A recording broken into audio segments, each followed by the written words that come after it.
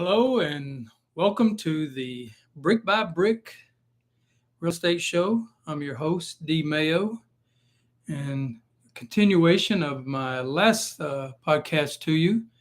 We're going to talk about a few more subjects. So the question is, Are you ready?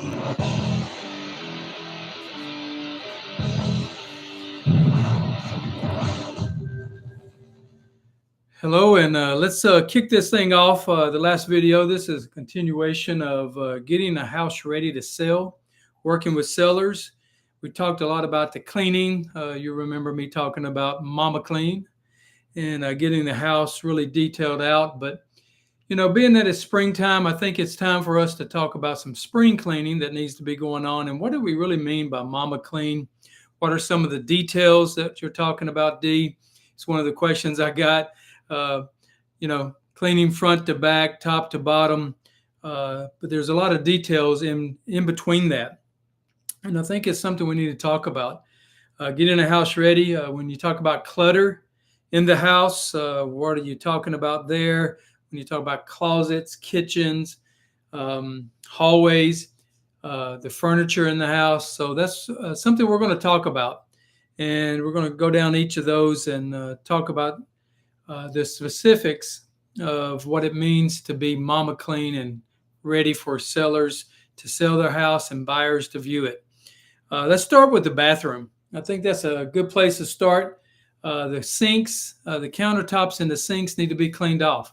I recommend to people get the little plastic baskets, stick them nice and neat underneath because you are living there and you do have to keep things nice and clean, and you do have to use those items. So there's something to do, but countertops in the bathrooms need to be wiped down and clean mirrors. And then it brings me to the shower. We all have that little shelf in the shower that has the soap and the shampoo and all those. Those need to be put in plastic bins as well. Used when you use them in the morning, take them out, put them underneath the cabinets. Closets in our bedrooms. People want to look for storage space. Not only closets in our bedrooms, but the closets we have throughout the house, the coat closets, the storage closets. The number one thing to do there is to clean the floors out. Have it where they can see the carpet on the floors. If you have shelving in your closets, you want that to be nice and neat. And a lot of people say, well, Dee, what are we supposed to do with all this? I recommend that you do a little spring cleaning and stuff you haven't worn in a while. Maybe it's time for a donation. Great time to rack up some points there and donate to a local church or a local place that takes donations of clothing to help people out. But also you can start moving boxes. You're getting ready to move anyway, so go ahead and purchase some boxes, box some things up that you're not going to use for a while, and get that into the garage nice and neat. People don't mind boxes in garages, but they do mind boxes in closets. You want to open up your closet to show a lot of storage space, the flooring, the shelving in your closets. And then that brings me to the kitchens. The kitchens in the house, people don't really go through your cabinets as much, and I shouldn't say that because we know people have open cabinets and looked in them to see how organized people are. The one area in the kitchen, though, the pantry, it's time to really clean the pantry out. I hate ours. I feel like ours is too small, and we go through and we clean out ever so often and make a food donation of stuff we thought we needed and we really didn't need it. So pantries need to be nice, organized. Again, plastic crates are great in there. You can go to a local store and buy some little tray type plastic things to keep things nice and neat and organized. But pantries are an area that needs to be cleaned. Countertops, same thing there. Got all these different electronic bread makers, coffee machines, all these things that, mixers that just take up a lot of room on your counter. You want to, hide that as much as possible. I refuse to give up the coffee maker during the sale of a house, and Tina and I have sold a few, but my Keurig stays over in the corner. But, it's one of those things that I think when you're looking at your kitchen, you want the counter space to be open so they can see a lot of space is what you want to show. Again, Mama Clean. You want those wiped down and super nice and clean as much as possible. And sinks nice and clean, smelling fresh. The old tricks of lemons down in your disposal and squeeze that up. But there's all kind of ways to get it Mama Clean. But we want to open up space.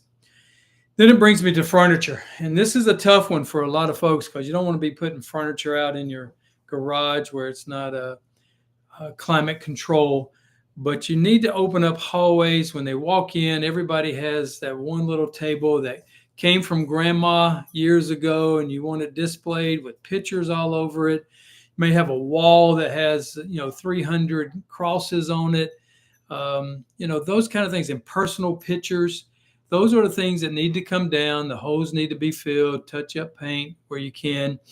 But you don't want to make it where it's so cluttered that when they walk in, they're met with a closed hallway. You want to keep the hallways nice and open. The foyer nice and open is when they walk in. It's inviting. Extra furniture in the living room areas. You want to remove that as much as possible. So they can start imagine what it's going to look like with their goods in it. So, when you're selling a house, you can't be looking at it through your eyes. You need to really look at it through the buyer's eyes. What are they seeing? And you need to be critical. Be critical of yourself, of what are they seeing? Are they seeing, the paint around the light switch kind of dirty where everybody's hit it with their hand, and does that need to be touched up? Do we need to really clean the baseboards all the way to the corners and making sure that we're sweeping down the house daily to ensure that if we have a showing that the buyers are going to see a pristine house? I can't stress that enough. There's a lot of, realtors, we get together a lot and we talk about different things, and people share things that have gone on in their listings. And one of the things that we continue to get back with feedback is the cleanliness of the house. You'll never know what that buyer's basically looking for, but I can tell you they're looking for Mama Clean. They're looking for that mom's list, that detail list that has been produced. Somebody's been doing this chore list and making sure that it's all nice and neat. And a lot of realtors, they may not want to cover that with you, may not want to say it to you, but it's something that needs to be talked about and needs to be shared.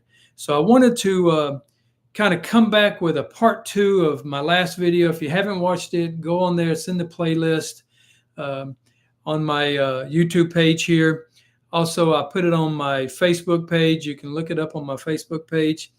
And make sure you're following me on this and subscribing to where you can get this information. But we talked about, first impressions in the last video. When a person pulls up in a car at your house, what are they seeing?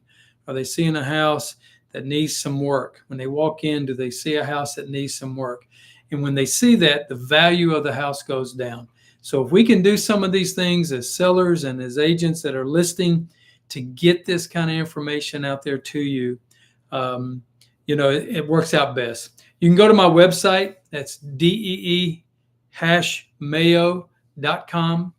And you can go on there, and there's a lot of helpful information. There's calculators on that web page. You can actually look at homes through that web page of mine.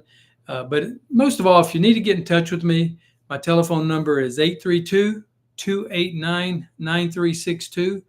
And remember, when you're getting ready to buy or sell, don't walk, run to D-Mayo.com, and we can definitely get together and help you sell your house, buy a house.